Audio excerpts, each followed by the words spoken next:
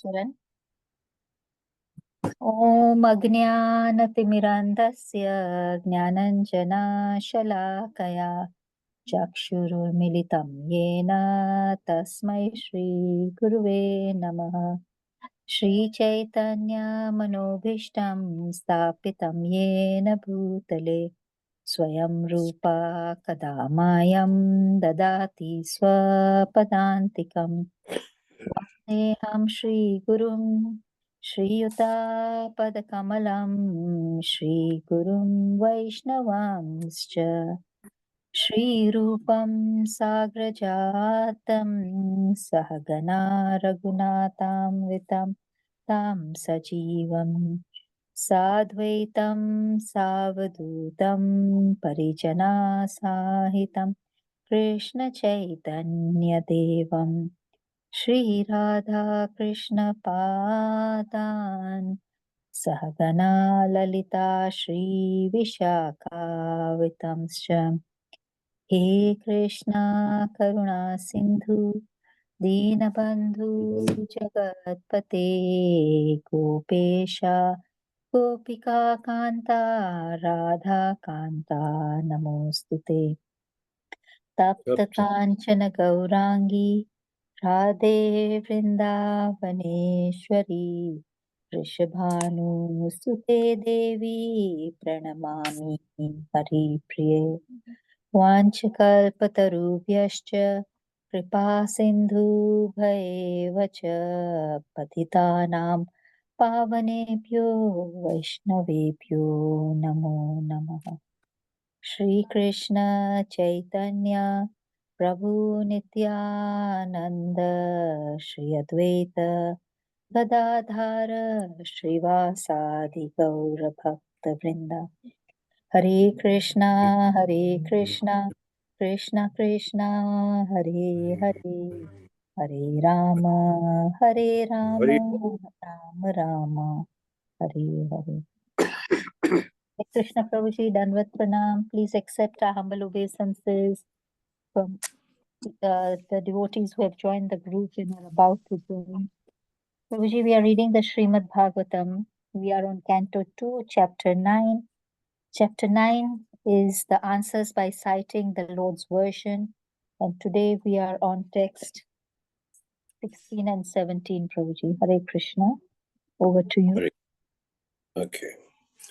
Narayan Namaskrityam Naram Chaiva Narottamam Devim Saraswatim Vyasam Tato Jayam Udiriyet Nashtaprayeshu Bhadreshu Nityam Bhagavata Seveya Bhagavate Yutam Shloke Bhakti Bhavtina Ishtiki Om Namo Bhagavate Vasudevaya Om Namo Bhagavate Vasudevaya Om Namo Bhagavate Vasudevaya. Text 16 and 17. We'll read the 16 first. Vritya prasada abhi mukham driga ashavam prasanna asharuna lochana nanam kirtinam kundala ninam chaturbhujam pitam amshukam vakshashi lakshishatam shriya. Translation and purport by His Divine Graces, Bhaktivedanta Swami Srila Prabhupada Ki Jai. The personality of Godhead is seen leaning favorably towards His loving servitors. His very sight intoxicating and attractive, and appeared to be very much satisfied. He had a smiling face decorated with an enchanting reddish hue. He was dressed in yellow robes and wore earrings and a helmet on his head. He had 4 hands, and his chest was marked with the lines of the goddess of fortune. You can read the purport, Mantri? You have, yeah. In the Padma Purana, Uttarakhanda, there is a full description of the Yoga Pitta, or the particular place where the Lord is in audience to his eternal devotees. In that Yoga Pitta, a personification of religion, knowledge, opulence, and renunciation are all seated at the lotus feet of the Lord.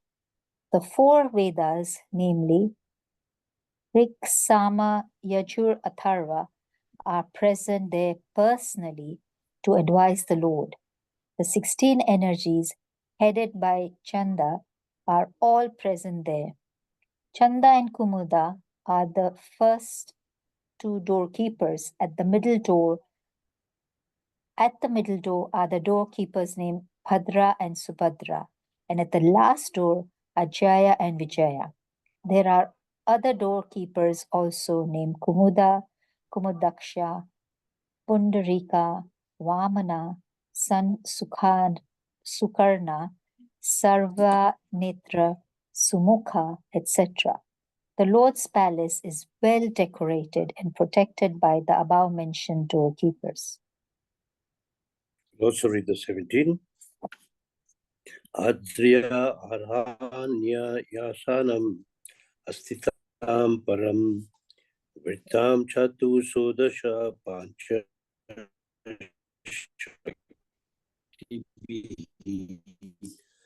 Yuktam Bhagai Svai Swa Dhaman Ramamanam Ishwaram.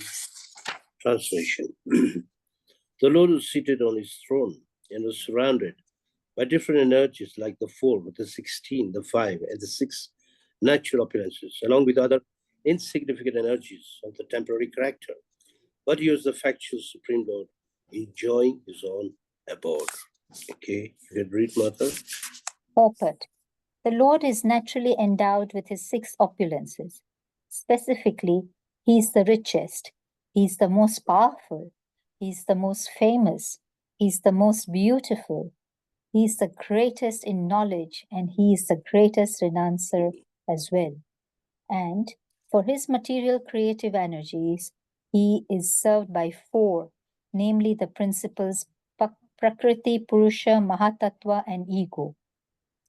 He is also served by 16, namely the 5 elements, earth, water, air, fire, and sky, and the 5 perceptive sense organs, the eye, ear, nose, tongue, and skin, the 5 working senses, the hand, leg, stomach, the evacuation outlet, and genitals, and the mind. The 5 include the sense objects, namely from taste, smell, sound, touch. All these 25 items serve the Lord in the material creation, and all of them are personally present to serve the Lord. The insignificant opulences, numbering 8, the Ashta Siddhis, attained by yogis for temporary overlordship, are also under his control, but he is naturally full with all such powers without any effort, and therefore he is the Supreme Lord. The living being, by severe penances and performance of bodily exercises, can temporarily attain some wonderful power, but that does not make him the Supreme Lord. The Supreme Lord, by his own potency, is unlimitedly more powerful than any yogi.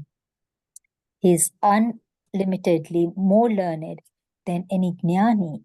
He is ultimately richer than any wealthy person. Is ultimately more beautiful than any beautiful living being, and he's unlimitedly more charitable than any philanthropist. He's above all, no one is equal to or greater than him, nor can anyone reach his level of perfection in any of the above powers of any amount of penance or yogic demonstration. The yogis are dependent on his mercy. Out of his immensely charitable disposition, he can award some temporary powers to the yogis because of the yogis' hankering after them. But to his unalloyed devotee, who do not want anything from the Lord, save and accept his transcendental service, the Lord is so pleased that he gives himself in exchange for their unalloyed service. Hare Krishna, over to you, Krishna. Thank you, Mother. So this is the description of the personality of Godhead given by Brahma. In the 16, we heard that the personality of God seen leaning favorably towards his loving servitors. His very sight intoxicating and attractive. He appeared to be very much satisfied. He had a smiling face, decorated with an enchanting reddish hue. He was dressed in yellow robes and wore earrings and a helmet on his head. He had 4 hands, and his chest was marked with the lines of the goddess of fortune. So let's go to Srila Prabhupada's commentary. Srila Prabhupada explains that in the Padma Puran, there's a description of Yogapita. Yogapita means where the Lord is situated. If you go to Mayapur, the birthplace of Sri Chaitanya Mahaprabhu is also called Yogapita, or where the Lord is born, or where the Lord dwells. A place where the Lord gives his audience to his eternal devotees. His Lord is not alone, he is surrounded by his eternal devotees who are eternal servitors. And remember that these are in persons, not like the way we think. Personified religion, personified knowledge, personified opulence, and personified renunciation. That means dharma, jnana, aishwarya, and tyaga, all at the feet of Krishna. They're all serving the Supreme Lord. Besides that, there are 4 Vedas: Rig Veda, Yajur Veda, Shama Veda, Atharva Veda.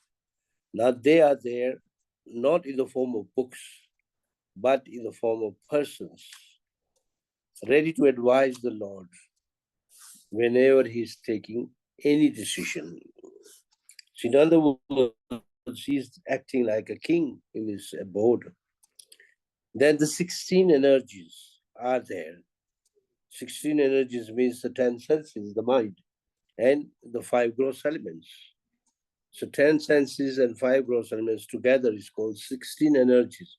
Again, they are as persons, like the earth, water, fire, air, ether, mind, intelligence, and false ego. And then our working senses like the eyes, the nostrils, the ears. Actually, all these senses belong to Krishna. I think all of you know the name Rishikesh. Rishikesh, Rishik means senses. They are all the property of Krishna.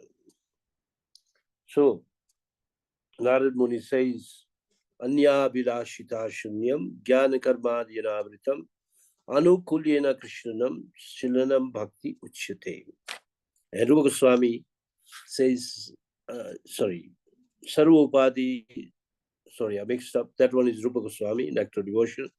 Narad Muni says, Sarvopadi Vinin Bhukta Tatparatvena Nirvanam, Rishikesha Rishikena Sevanam Bhakti Uchyate. Recommended devotional service is when you offer all your senses in the service of Krishna. Krishna is very pleased. In other words, all our senses should be focused at one point, at Krishna, and especially his lotus feet. So these are known as the 16 energies. And then we have the gatekeepers, Chand and Kumud. These are the first gatekeepers. You should know that there are how many gates when you enter the kingdom of God? Does anybody know? How many gates are we supposed to cross? Anybody know? Yes, Kitida Mataji, do you know how many gates?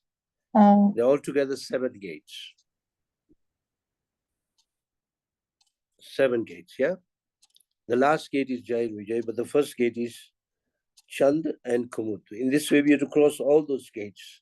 Even if you go today to many South Indian temples, they put 7 gates depicting Vaikuntha. And then the middle gate is Bhadra and Subhadra.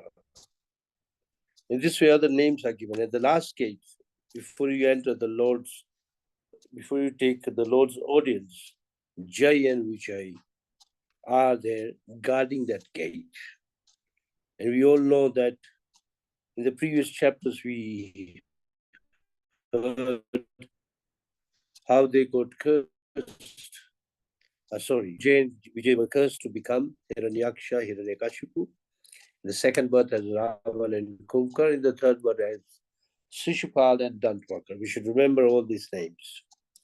Now, the Lord's palace is well decorated and protected by the above guards. That means all these guards at the seven gates are protecting the Lord's palace. So this is the information given in the verse number 16. So you can try to imagine or try to house it in your brain how opulent the Lord is. Everyone is serving. I'll give you one thing that I don't know if you have heard the pastime of killing of Shishupal. Many of you might have heard. Now, when Shishupal was abusing, others were very angry. Even they wanted to kill him, but Krishna forbade them. Don't do that. And when he had spoken the 100th abuse, Krishna even warned him no more. And then he killed him with Sudarshan. So it doesn't mean Krishna carries Sudarshan. Sudarshan appears. Actually, Sudarshan is a person. He appeared on his finger. And that Sudarshan doesn't have to be thrown the way the Chinese movie shows, I don't know, in some Chinese movie, they throw some chakras. No, that's not the chakra of Krishna. It works by the will of Krishna. It goes and destroys and comes back. That's it. It's not that he has to hurl the chakra. In this way, at least we can have some idea how all these instruments work. Or when there is a need of a bow, then the bow appears first as a person. It's called sarang. And then comes in the hand of Krishna. And Krishna starts using them. And the bow of Lord Ramachandra is called Kodandar. Each bow is a name. So all these are actually persons. And when the Lord needs them, he simply thinks of them and they appear. And then he uses them. So if you remember this incident, at least you can read this incident, then you find that all these personalities which we read in this verse, then they are there to serve the Lord. Here, the whole description is given. We heard first four: religion, knowledge, opulence, and renunciation. The four Vedas, Rig, Veda,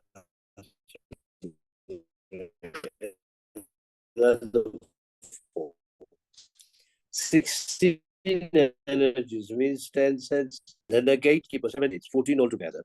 And we heard about the palace of the Lord, fully decorated and protected by the above guards. Any question to hear? Anybody's got any questions? Any comments?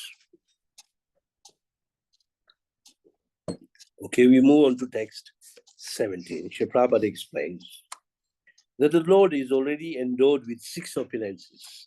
Anybody knows? Anybody remembers? What are the 6 opulences? Prashanatma? Hare Krishna Prabhu. Wealth, strength, beauty, knowledge, and renunciation. Yes. Strength. 6 opulences is beauty, strength, knowledge, wealth, fame, and renunciation. You should learn the words, the Sanskrit words, so you can remember all 6. Aishwarasya, Samagrasya, Viryasya, Yashashriya, Jnana, Vairagya. These are the 6 opulences which makes Krishna the supreme Bhagavan. He has all these six opulences, unlimited. Others may have limited, but Krishna has unlimited 6 opulences, all serving Krishna. And the Lord's material energy, which emanate from him, is the Prakriti, which is the mother nature. Purusha, when you say Purusha, means the 3 Vishnus. We know the 3 Vishnus. Mahavishnu, Garbhadakshay Vishnu, Sharadakshay Vishnu. Then Mahatattva, all the 24 elements together is called Mahatattva. And ego. Ego means, originally from ego comes the Mahatattva. Ego comes out. The Lord's ego is in the form of Balaram.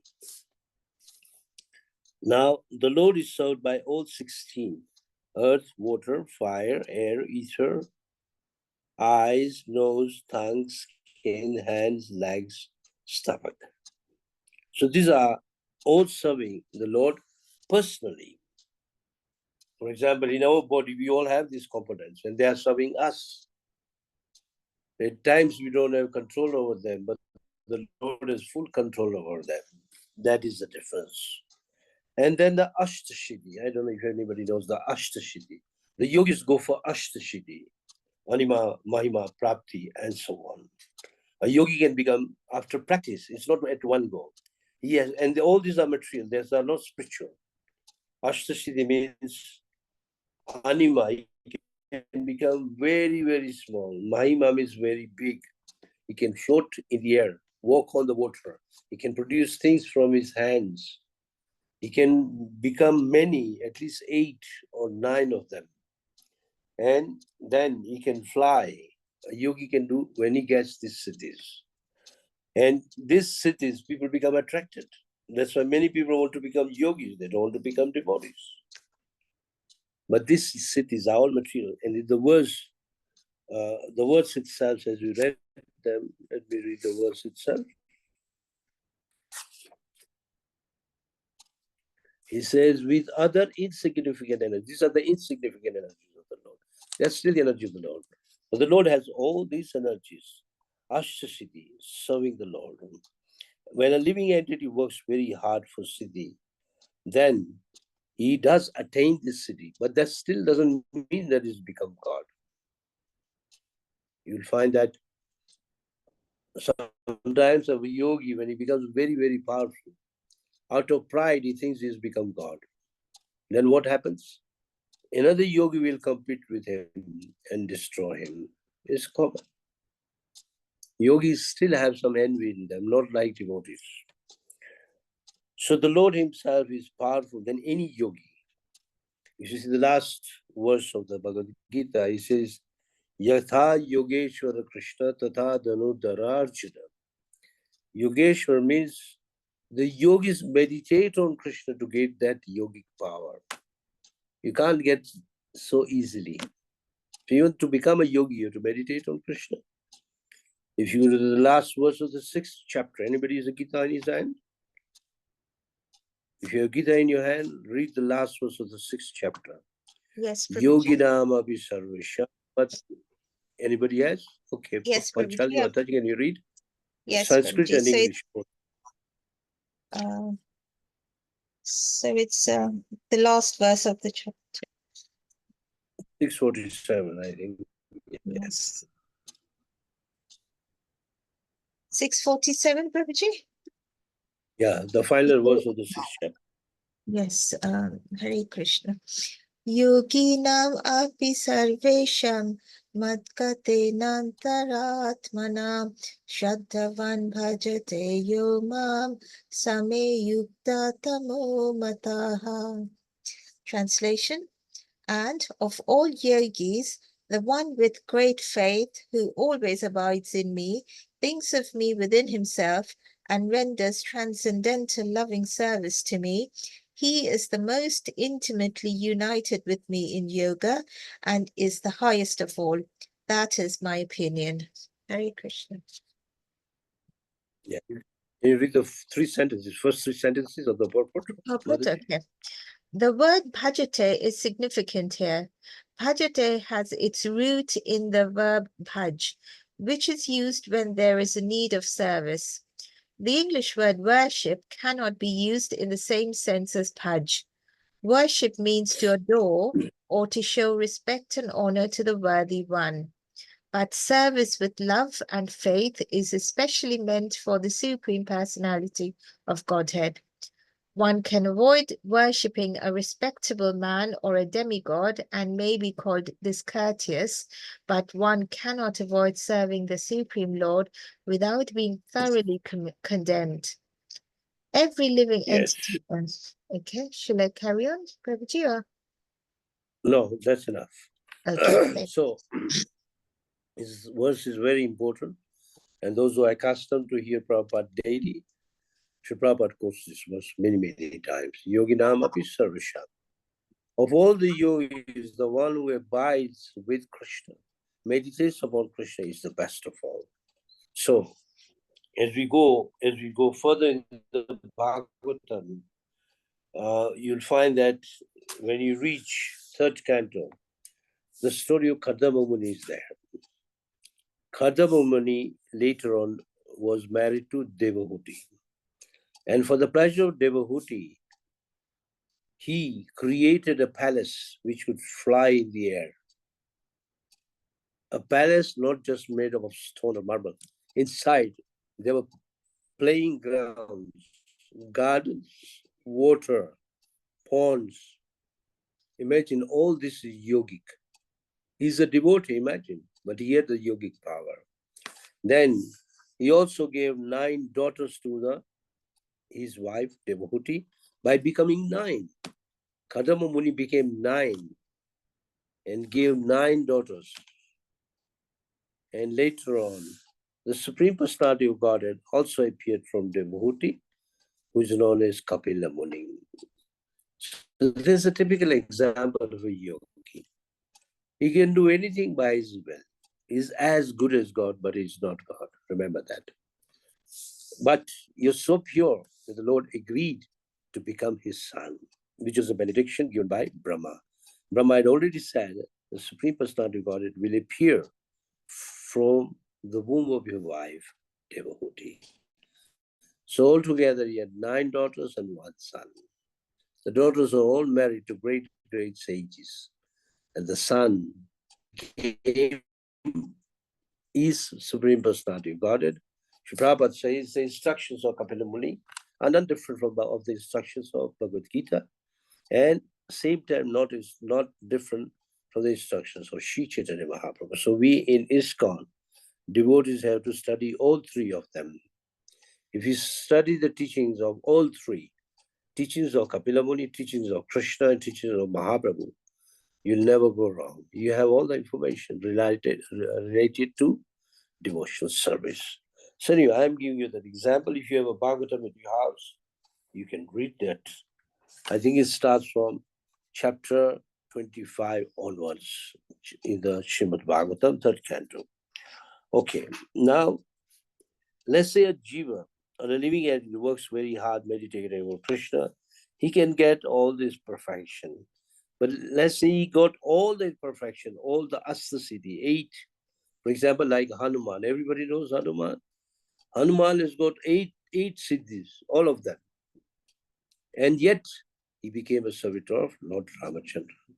He never used siddhis for himself. But he used this service, siddhis, to serve Supreme Personality of Godhead, Lord Ramachandra. If you hear Ramayana, he flew, he became bigger.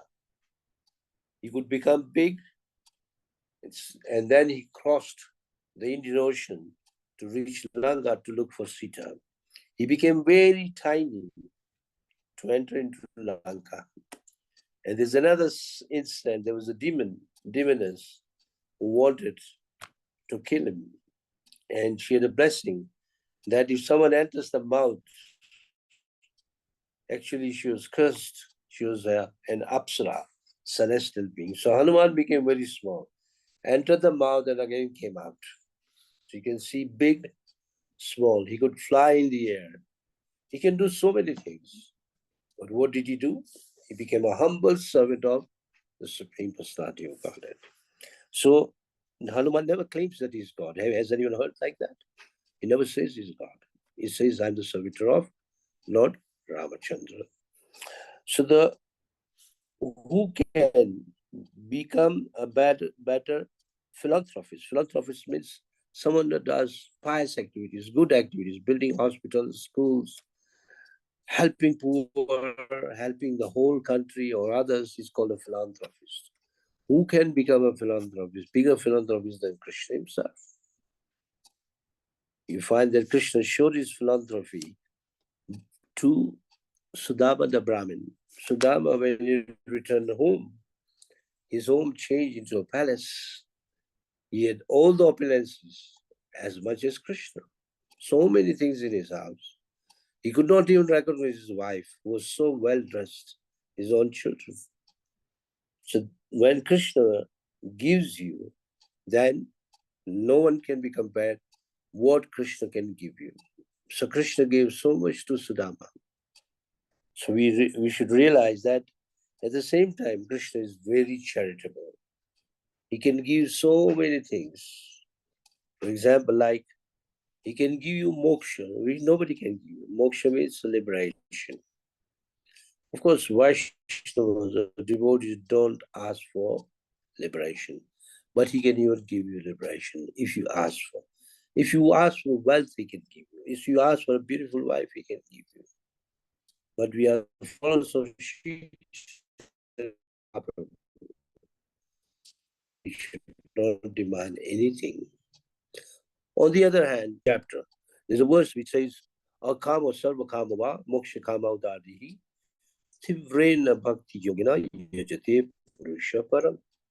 Whether you have no desires, or you are full of desires, or you are desirous of getting liberation, your duty is to serve the Supreme Personality of Godhead, Krishna. That's it. So by worship of Krishna, everything becomes perfect.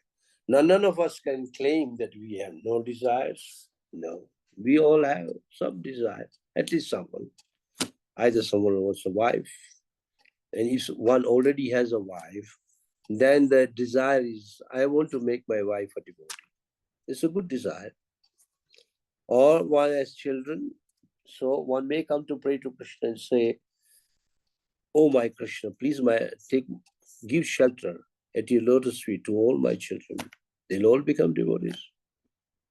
Or sometimes you need wealth. Sometimes when you preach, you need money. You need car. Devotee will not go to anyone. He'll just pray. Just pray to Krishna. Not for money, but Krishna understands. Because he says this in the 9th chapter. That whatever my devotees' demands are, I fill them personally. Sorry, I fulfill them personally. So this is the greatness of Krishna. If you want to read that verse, you can open 9:22. Just read 9:22. Who's reading? Panchali Mataji, you have the Bhagavad Gita. Yes, Prabhuji. Yes, sir. Can you read 9:22? Yes, Prabhuji. So, Hare Krishna. So let's read that.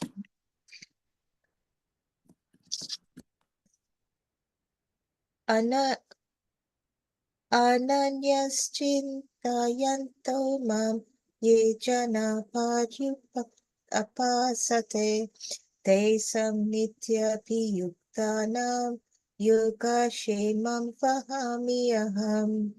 Translation: But those who always worship me with exclusive devotion, meditating on my transcendental form, to them I carry what they lack, and I preserve what they have. Yeah. This verse is very dear to many devotees, most devotees who know Bhagavad Gita. They say, because here in this verse, Krishna says that I fulfill all their needs and I take care of whatever you have. In case you have some property, Krishna will take care of it. Then nobody can loot. Krishna will protect you. You can know this with the Pandavas. The Pandavas, their kingdom was looted, and Krishna brought it back. His own spiritual master had long lost his son. Krishna brought him back. Who had passed away 9 years ago. Krishna brought him back. So Krishna, there can be no one can be compared to Krishna. He will fulfill all your desires. He will fulfill your demands and also protect whatever you have, whether little or big. Because whatever the property of a devotee is also the property of Krishna. So here Srila Prabhupada says that who can become a bigger philanthropist or charitable than Krishna. And no one can reach perfection level like Krishna, not possible. Krishna is called Asam Urdhva. He is unique. When you say unique means it is he and he only. There's no number two, no number three. He is, that's it. He actually has that supreme position. And the Lord actually is ready to give anything and everything to his unalloyed devotees. Unalloyed devotees means the verse which just Panchali Mataji read. Tesham Abhi Yuktanam. Sorry, can you read that verse again, the Sanskrit? I forget the Sanskrit. Tesham Abhi Yuktanam, yeah? Sorry, I'll just go to Just it. read the verse. Yeah, sorry, but 922. 922. Anayase chintayate. Yeah. Anaya Yeah, Ananya Chintayanto Mam. Ye jana paryupasate te samitya Paryupash. yoganam yoga shemam pahamiyaham. So Ananya Chintayanto Mam. He doesn't think of anyone but only Krishna. That is called Ananya Chintayam. Not anyone else but only Krishna. That is a pure devotee. And such a devotee is taken personal care by Krishna. And there is no doubt about it. And there's a whole history to back this up. There's a whole history of Krishna devotees. There were many men, there were women, there were children, there were Brahmins, there were Kshatriyas, Vaishyas, Sudras, or even Chandalas. But because they became pure devotees, Krishna took care of each one of them. So if we become devotees of Krishna, same thing will happen.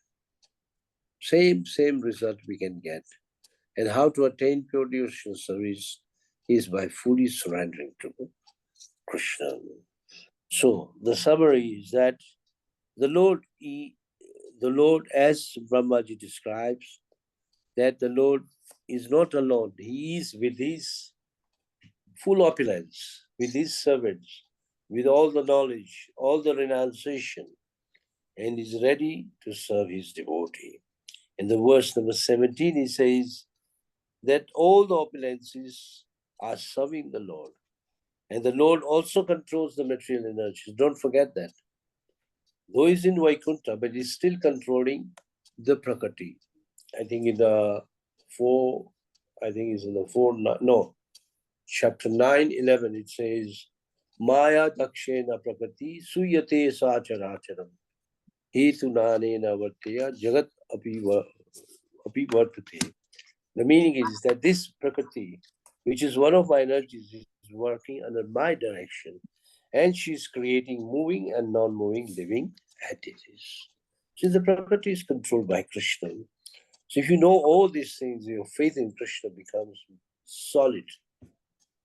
But more you read Bhagavatam, more you know about Krishna. But generally, our mind is very dull. We need to read it again and again and again. But sometimes when you read with a very focused mind, it goes straight into your brain. You'll never forget.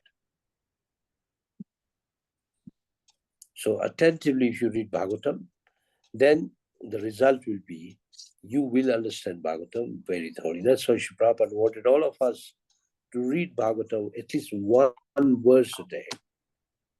One verse of Bhagavatam should be read, studied, and discussed.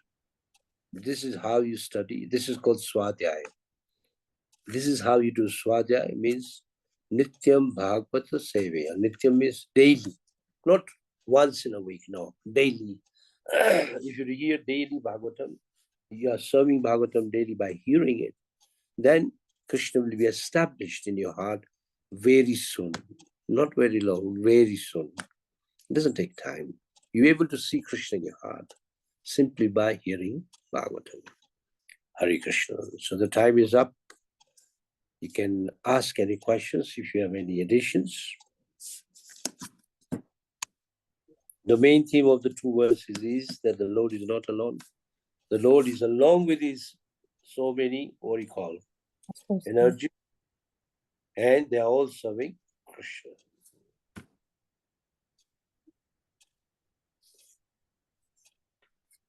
Hare Krishna. Thank you very much, Prabhuji, for today's session. Are there any questions or comments from the group?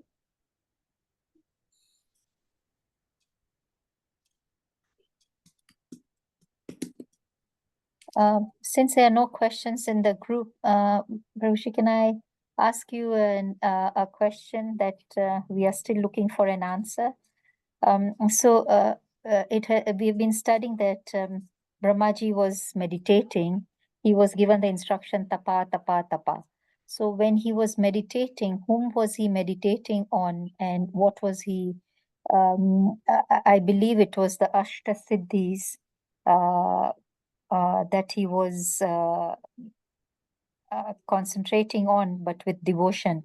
So we need clarification on what he was doing as tapa. What austerity was he performing? Okay, he was doing when he was told tapa, which means to become austere. And he was meditating with the sound Om, not Astasiddhi, Om. Om. And he is vibrating Om. Now, Om actually is Krishna. Om is none different from Krishna.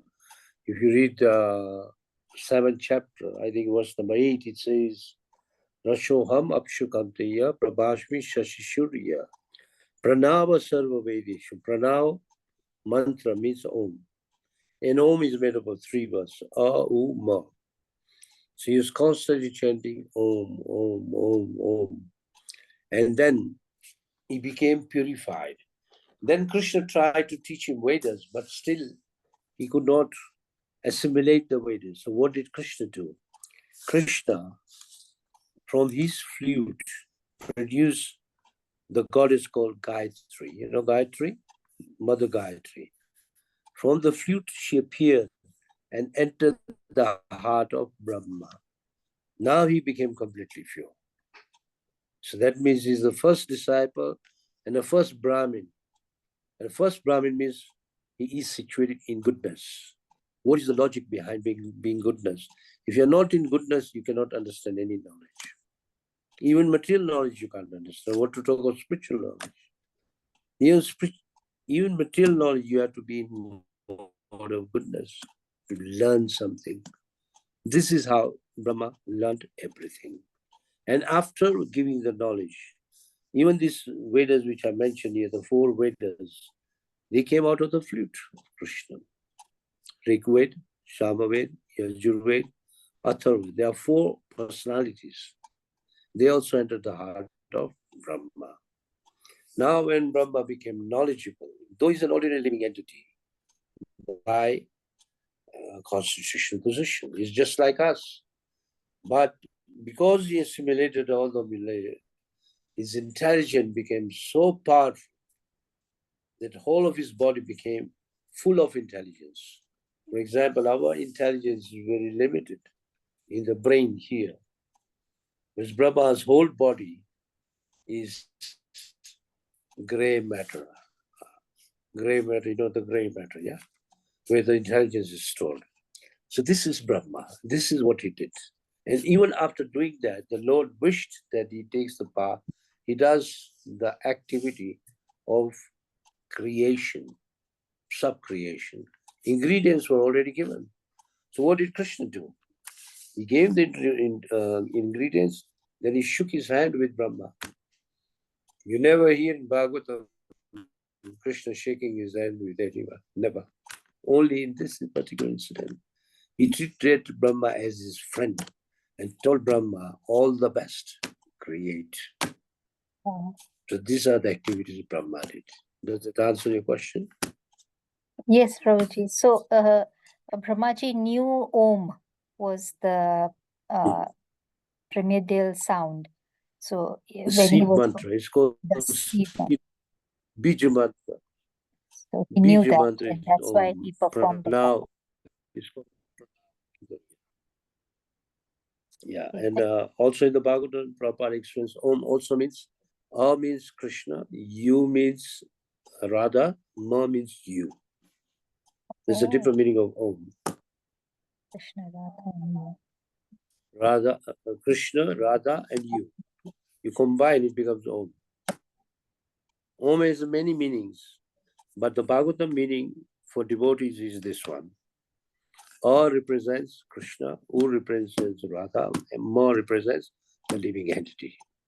So as we practice Om, but in Kali Yuga, since our mind is not very much focused, it's not very divisible, or maybe a few can chant Hare Krishna, Krishna Krishna, Hare Hare, Hare Ram, Ram Ram.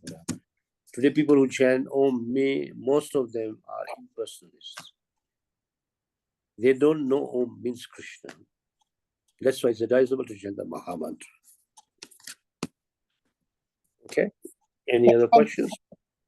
No, Prabhuji, I think we've been trying to get an answer for this since we started. So now it has been clarified. Thank you so much. Are there any other questions or comments from the group? Hare Krishna Prabhuji, Dandavad Pranam, sir. I'll ask a quick question. It might be a silly question. We are trying to get the answer. I think it's probably my fault. I didn't understand the answer correctly the other day. So when Lord Brahma when the Lord showed Vaikuntha to Lord Brahma, why was he shown the Narayan or only Vaikuntha and the Narayan land rather than Golok Vrindavan? So why wasn't he shown Krishna and Radharani? No, that's a very good question. Now, when Brahma was shown Vaikuntha, he was shown Narayan or the Ashwaryata. It's called Ashwaryata. Ashwaryata means everybody there is 400. And the main person is Lakshmi Narayan. So if your question is why did it show Radha and Krishna? Radha and Krishna, to understand, is very, very confidential subject matter for which you have to actually serve Krishna with love and devotion, and that devotion has to be on par with the gopis. It's a very high level to understand Radha and Krishna. But that is why he did not show. The Leela or the Leelas with the gopis came later when Krishna appeared, but not during the dawn of creation. That is why he did not show that form. Okay, makes sense. Is it okay? Yes, Prabhuji, yes. So your question is not silly, it's a very intelligent question. Thank you, Prabhuji. Hare Krishna. Hare Krishna. Thank you very much for today's session. If there are no other questions, we can end the session. Hare Krishna Panchali Mataji, since your mic was on, can you please end the session for us today? Hare Krishna. Yes. Hare Krishna. Thank you, Prabhuji. Thank you for taking us through the journey of Lord Brahma and his experience of Vaikuntha and what he sees over there, and also taking us through parts of Bhagavad Gita to remind us that Krishna, the most important thing is that Krishna, if bhakti is performed, he will look after what we have, and he'll also give us what we lack, and that's the thing to remember, and to have complete faith in him in all things. So thank you, Prabhuji, for taking us through that, and also for reminding us the importance of Om. Thank you. If I can kindly request all devotees to please unmute and glorify Rukma Prabhuji with the Hare Krishna mantra. Hare Krishna, Hare Krishna, Krishna, Krishna, Hare Hare, Hare Hare Rama, Hare Rama, Rama Rama, Hare Hare Hare. Pancha Kalpatarikascha Kripa Sindhu Parivacha Patitanam Bhaktivyo Vaishnavibhyo Namo Namaha. Srila Prabhupada ki Jai. jai. Bhagavatam ki jai. Jai. Praise Rukma Prabhu ki jai. Jai. Hare Krishna. Thank you, Mataji. Thank you.